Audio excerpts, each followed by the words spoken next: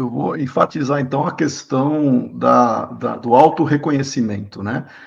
No aspecto legal, as instituições espíritas, né, ou elas vão se enquadrar como organizações religiosas ou associações. Isso tem implicações, não é só na parte fiscal, o Marcelo já destacou, né, da questão da imunidade e da isenção, né? A imunidade é constitucional, a isenção ela depende de lei específica. Por exemplo, uma organização religiosa, ela define o que ela vai ter como o próprio estatuto dela e as regulações que ela vai seguir. Já associações têm uma conotação um pouquinho mais, eu diria, normatizada, né? Até pela relação com os associados e outro tipo de postura que nas organizações religiosas não existirão. Então, a gente está falando no sentido mais pragmático, né? Existe uma diferença significativa em termos de facilidades e comportamentos, não só na parte fiscal, mas na parte interna de organização e relações com os associados, tá? Entre associação e organização religiosa.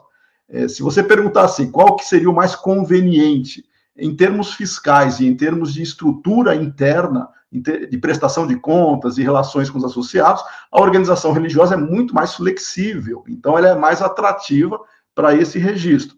Outras entidades preferem se registrar como associação, perfeitamente possível dentro dos seus aspectos.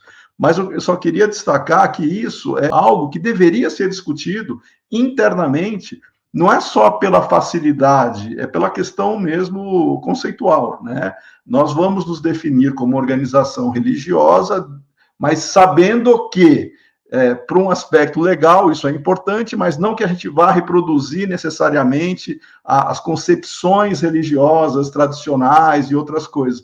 Isso deveria ser algo a ser discutido internamente, ou vice-versa, né? Vamos ser uma associação, mas nós vamos entender aqui religião no sentido filosófico de Kardec, enfim, não que vai entrar na parte legal, né? Vai ser na parte mais de discussão interna. No caso do nosso tema de hoje, ele é central. Vai impactar, como o Marcelo já disse, eu estou reforçando aqui, algumas possibilidades de você ter mais benefícios ou não na captação de recursos. Não quer dizer que uma associação não tenha. Tem sim, desde que ela também obtenha algumas certificações totalmente passíveis de serem obtidas, né, de beneficência de assistência social, ou se estiver na área de educação, aí depende de como ela vai trabalhar. Mas é um aspecto jurídico administrativo que boa parte dos dirigentes não presta tanta atenção, e deveria. Então, fica aqui o registro que essa live que nós estamos fazendo serve de alerta, inclusive, para quem acha que administrar uma casa espírita ou uma instituição espírita não faz com que ela tenha essa preocupação. Tem sim, e tem que se aprofundar nos conceitos, a risco de a pessoa pagar tributos sem saber que ela está imune, por exemplo, né? Muitas casas pagam IPTU e não deveriam, porque elas são, dentro da classificação delas, elas poderiam estar imunes ao IPTU e pagam IPTU. Esse tipo de situação é importante para o dirigente ficar atento. Mas no aspecto filosófico, depois, se quiserem, a gente vai discutir também. Isso impacta também num outro elemento, né, que nós temos hoje um leque muito grande para a participação das instituições espíritas e das pessoas espíritas que estão nessas instituições, obviamente, num leque de ações, né? Nós temos educação, saúde, idoso, criança e adolescente, assistência social, cultura, só para ficar nos principais. E aí a instituição espírita pode se credenciar a receber recursos públicos de uma prefeitura, de um governo de estado ou até mesmo de instituições federais.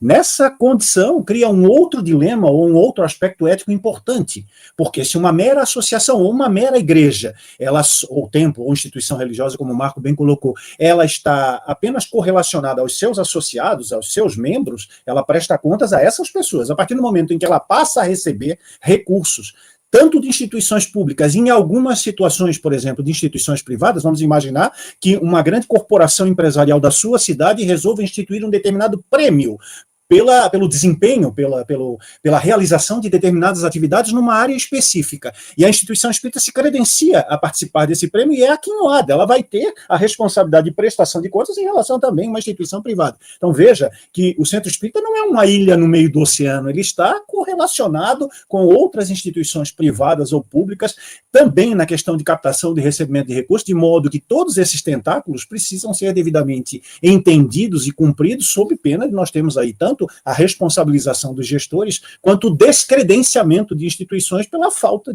de cumprimento dos requisitos contidos num pacto, num contrato, numa licitação, num termo de cessão de direitos ou de recursos. Enfim, o leque é muito grande.